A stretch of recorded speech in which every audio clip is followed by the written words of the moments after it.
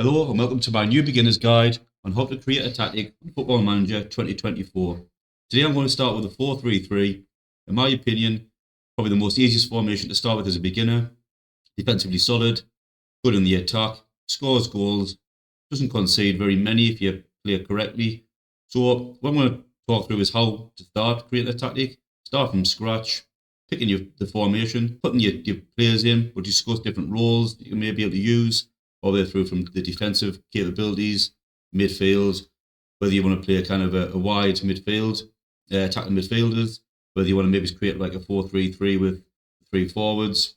So we'll talk about each individual roles, discuss a few ideas about you can change a tactic, tweak it, and then maybe in the next episode we'll move on from a 4-3-3 to maybe a 4-2-3-1.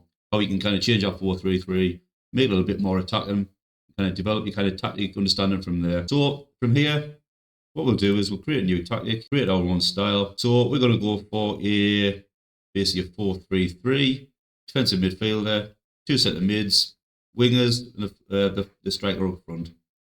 So we'll select that, confirm, and this is what we're left with here. So what I normally do is, sometimes if I don't understand the team, don't really know who I'm dealing with, what my best 11 may be, I just ask my assistant's advice.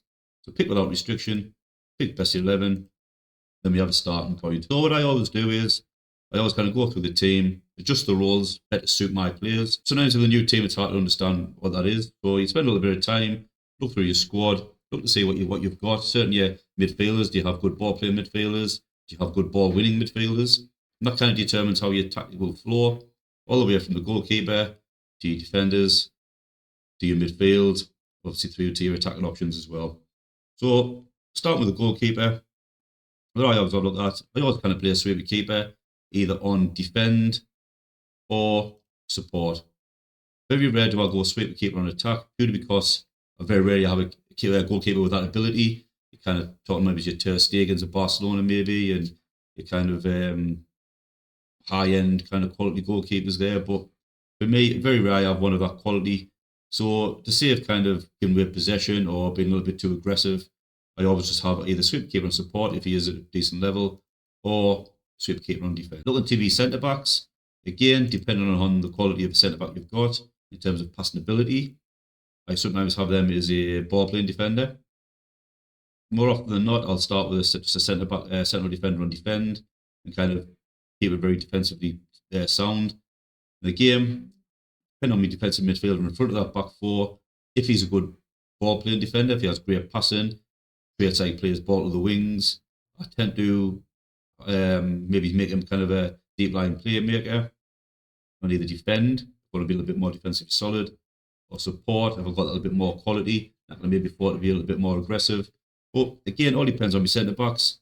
If I have a good ball playing centre backs, I tend not to have a deep line playmaker because they tend to bypass him. They'll have your ball playing defenders kind of coming up, playing them passes to kind of the midfield, and pretty much bypassing your deep line playmaker, in my opinion. Whereas if he was more defensively minded, like Evans, I'll probably have him on something either a ball winning midfielder on defend, or maybe a defensive midfielder on defend, because that kind of suits his traits. You can see there, tackling 14, marking 12, teamwork 16, good work rate, decent stamina. So he's kind of going with my ball winning kind of midfielder, if you like. So that's my options. He's very defensively minded. I'll play him as a defensively minded midfielder. He's a little bit more creative. I'd have him as a deep line playmaker, and then maybe have these just as central defenders. Get the ball to him, let him be the creative spark, the outlet, the pivot, if you like.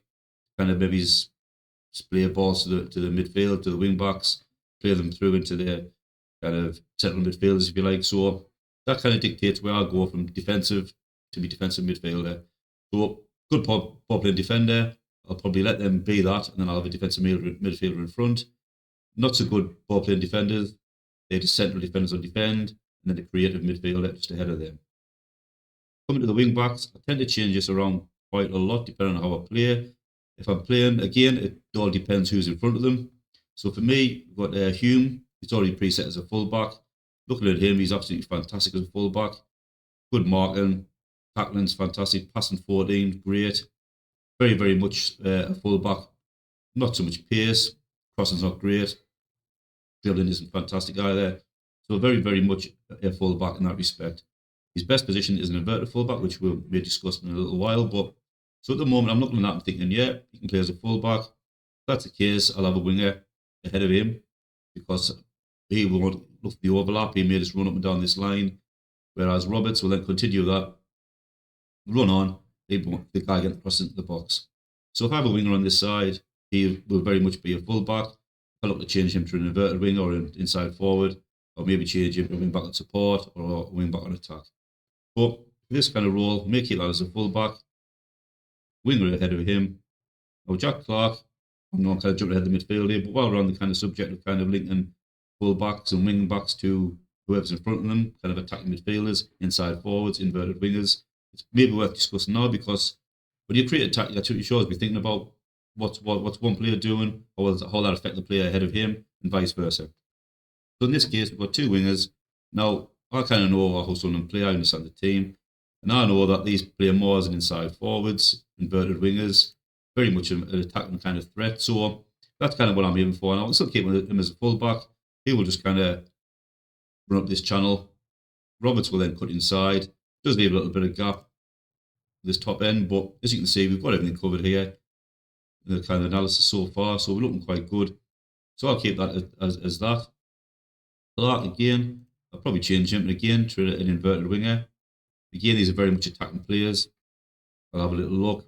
Dribbling of 16, crossing of 15, pace, flair, everything that you want on kind of a very creative kind of either a winger or an inside or inverted winger. Game, looking at your shooting, finishing, not great. So, but passing to be fair is not fantastic, but they're very much a player that cause problems from that kind of inverted winger role. Putting in with his pace and his flair, causing problems, and hopefully kind of supplying kind of passes and crosses to your forward there. Again, Roberts, very similar. Great dribbling, great flair, very pace, great agility, all the things you want in an inverted winger. So very creative, very quick, very tricky, cause problems in and around this defence. And that kind of forms your basis of your kind of wing backs and your inside forwards, inverted wingers. So it goes without saying as well, instead of an inverted winger, you can also have an inside forward on attack or support. Quite similar to inverted winger in a sense, except these guys look to shoot more, take more chances, put inside, depending on the support or attack. And they obviously look to kind of play in the advance forward there, or just take the ball themselves and have a shot on goal.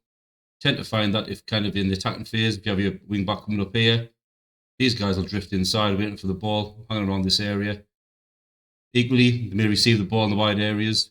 Good dribbling, good flair, good attacking attributes. And them guys look to drive into the box, create chances for others, or take the shot on themselves. Having two of them on there, maybe one as a support, one on attack. Exactly the same. Creates kind of like a front three, if you like, the attacking phase. Except all they do is sat down a little bit wider. So as your kind of full backs come on, or your wing backs, these guys will tend to kind of put inside, looking for that space, looking for that ball in there. And like I say, they'll end up just taking the shot on themselves, or hopefully create chances for others. Again, could also have wingers. You look at kind of Clark's attributes here. Right-footed, 15 crossing, 16 dribbling. Again, that pace is there with the flair. Technique, not too bad either. Those kind of attributes serve well as having a winger, maybe on attack. Maybe a full back kind of operating this channel here. Your winger will look the bomb on, get to the byline, get him to whip crosses in. But yeah, if you have a striker there, maybe it's good heading, good jump and reach, get them balls whipped in, gives you something different. Another option you can have an inside forward as well, on either support or attack. So as your kind of wingers kind of come up here, you look to kind of drift into here as well. Central midfielder on attack or something like that, maybe coming through here. Having kind of best into the box, balls getting whipped in. Fingers crossed one gets on the end of it. Goal scored. So there's many options you can do. Not to be inverted wingers. I think, to be honest, you tend to find you have maybe more right-footed players in your team, so you tend to always cover for that inverted winger role on the left. Left-footed players are pretty much hard to come by. Obviously, in this case, we have Roberts, So we can have that kind of inverted winger, inside forward role on this side. What I tend to do as well while we're on about this, I tend to balance it out. So if I have an inverted winger on support, I may have a bit more of an attacking fullback, maybe a wing back on attack. On the other side, these play more like an attacking role, winger on attack. What I tend to do is have this as a bit more of a supporting role. Just how kind of balance it out a little bit. Keep that bit of balance. But yeah, see, there's options there. Find whatever works best for you. Some people find inverted wingers work better. Some people inside forwards.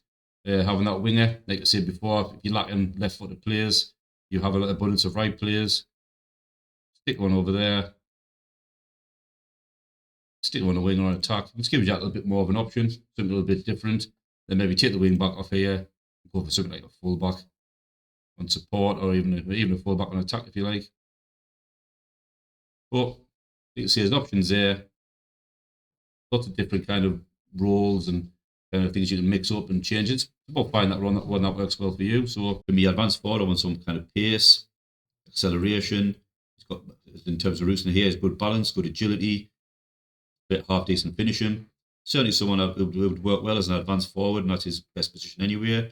Again, you want kind of traits such as moving the challenges, not bad one to have. He'll kind of drag defenders out of position. We look to make runs kind of behind the defenders, cause problems, put people out of position. We want someone with kind of good pace, obviously, to get behind that and do that. Looks to beat the offside trap is another good trait to have. So he'll be kind of hanging on the kind of the shoulders of defenders, looking for them through balls, using his pace, his speed, kind of get behind there, get the ball, and hopefully slot it into goal. So as you can see, basic, building the team together. Should always be thinking, well, make a player play in that position in a certain way. How is that going to affect the guy in front of him? How is it going to affect the overall balance of the team? And that's what it's all about. Good balance, creativity with decent defensive. And I think we've probably created something here. Like I say, with everyone being very aggressive up front, I may have dropped the swing back to support. Just so you're still getting up and down this byline, but not as much. He's still kind of very aware of his defensive responsibilities.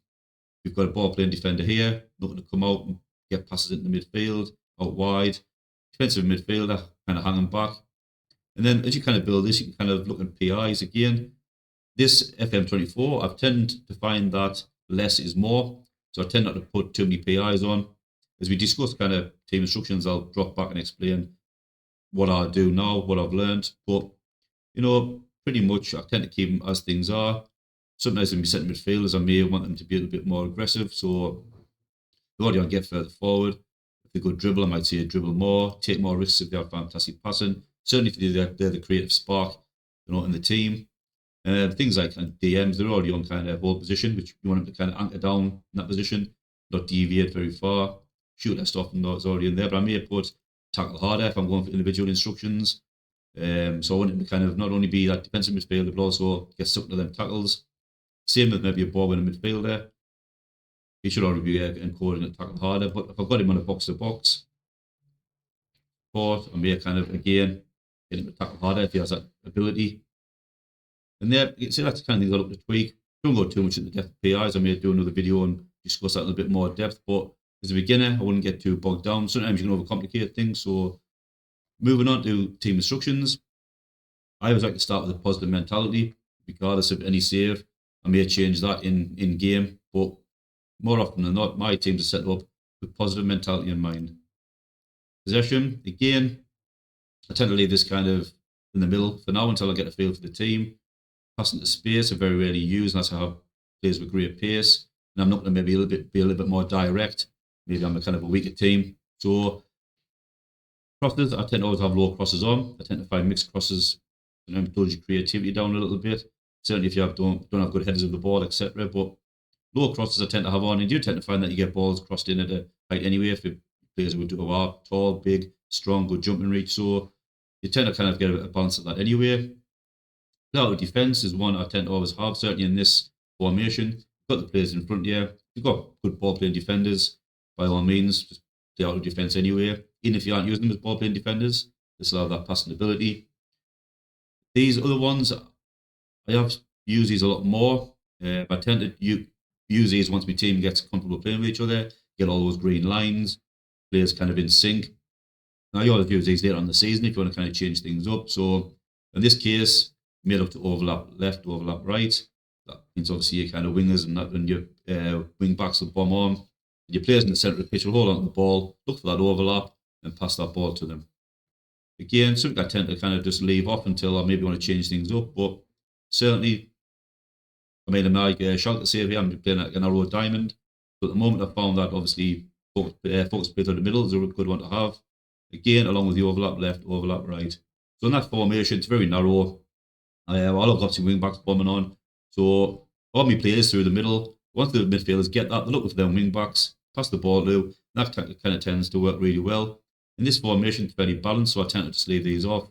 And like you see, I may change that later on in the season. Work ball into the box. What you may find is that you're getting kind of 30, 40 shots at goal throughout the match. You may be only hitting the target maybe up to 10 times in that. You do find that work ball into the box is a good kind of instruction to put on. And as it says, work ball into the box instructs players to work hard for their opening, remaining patient and not forcing the issue, but rather retain the ball until the breakthrough occurs. So that means that it'll be a lot slower build up, a little bit more composed, and hopefully you'll find that you start getting a lot more shots on target. Passing directness, again, I always tend to have it kind of shorter. I like to have that shorter kind of passing, gives you a little bit more possession, a little bit more controlled. Nothing wrong with kind of having that slightly shorter, or even going slightly more direct if you want, maybe the best of teams. I would normally pair that with maybe something like passing to space. So if your team isn't very good at passing, you probably say kind of weaker, playing a kind of a top Premier League team. Maybe you just want to kind of get all the ball, get it up there. You've got players up front with pace, and that will just ping it directly, put it into space for your wingers or your strikers to run onto. Hopefully, probably a few goals. But I tend to have it on slightly shorter tempo. I tend to like to play kind of a slightly faster style. I've never found a higher tempo to work well for me in the teams that I play with. I think if you're playing with a quality top five side, like your kind of Arsenals, your Manchester Cities, your Liverpools, you probably get away slightly with more higher tempo, purely because you've got a better quality of player to make them pass. So I tend to just drop it down, slightly higher tempo. If I still find I'm losing possession or I'm just not holding on to the ball very well, I'll probably drop it down to a standard tempo as well. Just give you kind of little ideas, kind of how you want to play, what you want to do. Attacking midfield, like I say, I don't keep that as it is, but I've been known to maybe go fairly wide. Certainly with the formation I'm playing, I'm using kind of wing backs, full backs, attacking midfielders up there as well. So nothing wrong with kind of going fairly wide, stretch the play a bit. So you've got the players with pace, good vision, good passing. Try and cause problems, try and stretch the game out a little bit. Play for set pieces, again, maybe if you're in the lower leagues, you have a good free kick taker. Certainly kind of a good one to have, maybe to try and pinch a little free kick on the edge of the box, pinch a goal. Not something that I tend to use very often. And again, dribbling, I tend to let these be. Although with his son and team, I have in the past with having the wing backs, good dribbling, good flair, good balance, good agility. I do tend to have this instruction on. And going back to our tactics, see, you've got Clark and Roberts, very aggressive anyway, but great dribbling, great agility, really quick, really good flair. And they're the kind of players that, you maybe want to encourage to run at the defence. But again, it's a team instruction. So you may find that you'll have your midfielders maybe doing the same, which again, if you have a good centre midfielder on attack, not a bad thing. If he, again, has good dribbling, good kind of balance, good speed, but be very careful, but certainly something worth having a look at, see if it kind of brings something for yourself. Again, I tend to leave that off for the time being, see how the team reacts, and maybe something I'll look to change it to see if it does anything for me, and improves kind of the attack, if you like. Creative freedom, I have used be more expressive before, but I tend to do sometimes though, if I'm with a kind of a team that isn't gelling very well, or it's not really green lines, the team hasn't kind of, not very much of a cohesive unit. Sometimes I do use to be more disciplined, just until the team gets used to each other. Doesn't do anything crazy, doesn't do anything ridiculous, but again, once you build up that cohesion, that kind of fluidity of your team, by all means, plan to be more expressive. Certainly, you've got good players with good flair, good creativity, good vision. You really do get the best out of them. But again, nothing wrong with leaving that off for the time being. See how your team works, and then these are the kind of things you can maybe just chuck in there to see does it improve. Does it improve my tactic? Am I not creating enough? So maybe do I need to go a bit more expressive, etc., etc. And certainly something again I did in my shot to save with my kind of narrow diamond. had a bit more expressive. I wasn't creating very much, so I kind of just ramped everything up, passing, tempo, be more expressive. And I found that I did create a lot more chances for the team. In transition, what I tend to do is counter press. Counter, very much the gegen press style. Tend not to bother too much on kind of goalkeeper possession. Sometimes, I may distribute quickly if I'm playing like a more reserved counter attacking kind of formation. I do change this up. I always have a second tactic in hand, a defensive tactic, which I may discuss at a later date. This kind of just want to discuss how you get away, being a new player, get off kind of the bat, create a new tactic. So later on, I'll discuss maybe what you may want to do is kind of if you want to bring things back a bit, see games out, hold a lead. But for the time being, we're all about creating a positive 4-3-3 to win games and hopefully be defensively sound. So gegenpress always in mind, counter press, counter attack. And I tend to have the things on like take short kicks or roll it out. You sometimes find with goalkeepers in FM that obviously if you put on anything other than that, the ping balls everywhere, you lose possession, make mistakes. So I tend to try and keep it tight. We're playing at the centre backs anyway. So I tend to say take short kicks or roll it out, distribute to centre backs, sometimes distribute to the full backs. Even if I have a good quality full back with kind of good pace, good control, good ball control, I may do that as well. But sometimes I keep it simple, just distribute to the centre backs. In this instance, I'll have to take short kicks. So out of possession then, again, with the kind of game press very much in mind, I always tend to play a high press, standard defensive line. There is some instances where I have played a higher line, certainly in my MTK save in Budapest, where I'm playing a slightly different formation. The defensive line wasn't the best to begin with, very young, very small, so I wanted to be very aggressive in the defensive side of things, so I played a much higher defensive line, really getting kind of stuck in and kind of suffocating the opposition. But in this case, I always stand with a standard defensive line, high line of engagement, trigger press more often. Again, when I'm talking about more reserve tactic, I may kind of bring this right back into barely trigger pressing, keep players compact, try and keep that possession. But again, that's something for another time. So, say very much a gegenpress tactic in mind, prevent short goalkeeper distribution. So really getting in the goalkeeper's face, putting that pressure on. Now, this is where I tend to get stuck in on. I do it as a team instruction. Going back to what I said before about PIs, you can obviously get your players to tackle harder, etc., etc. But I find, I don't know if something anyone else has kind of discovered as well, but I tend to find that if I have hard tackling on my players and I go to the team instructions, get stuck in, I seem to be giving a lot of free kicks away, creating a lot of fouls. So I tend to have it either or. I either have it as a PI or have it as a team instruction. I tend not to have both together. Defensive line, this is something I have kind of messed around with before, but I tend to leave alone.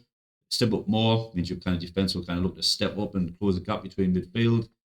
Drop off more, they'll tend to drop back a little bit more, trying to protect that back line, prevent through balls. Something you can maybe have a little mess around with. I've found it works with mixed results. Not really 100% sure yet. Again, in my MTK save, and I'm kind of not much higher line. I also had them step up more to really compact that midfield. It tend to work. It did work, to be honest with you. But then I found myself dropping back anyway. I found as the more went on, I was getting through balls played through, and I just didn't have the players to kind of maybe to play that kind of tactic. Trap inside and trap outside. Again, something I tend not to bother with at the moment. I've not seen many tactics where I have seen these used. Again, same with stop crosses and invite crosses. You can, if you like, try these out by all means. Trap on the inside means you're trying to fold the players into that central midfield role. If you have good ball winning midfielders, good tacklers of the ball, win that ball back, turn the ball around and create a counter attack. Trap on the outside, slightly opposite, where you want to try to win the ball back in the wider areas. Again, something I just tend to leave alone, but you can kind of mess around, see what you think, but I tend not to bother. Crossing engagement, if you have poor centre backs, like I did have in my MTK save, not too much poor, just very small. You can maybe try and prevent crosses from coming in, where your smaller defensive line is exposed. But again, I just tend to see what happens, see how the game flows. Sometimes you may have kind of big centre backs, a nice big goalkeeper playing crosses as you come in. By all means, you may want to try and invite them, but I've never bothered with any of them. I don't think it really affects the tactic too much, but again, not something I've kind of focused on particularly much. So, as you can see there, we've created a tactic, we've put our team instructions in, And for me, this is the kind of the foundation of a good 4-3-3 system, certainly for a beginner.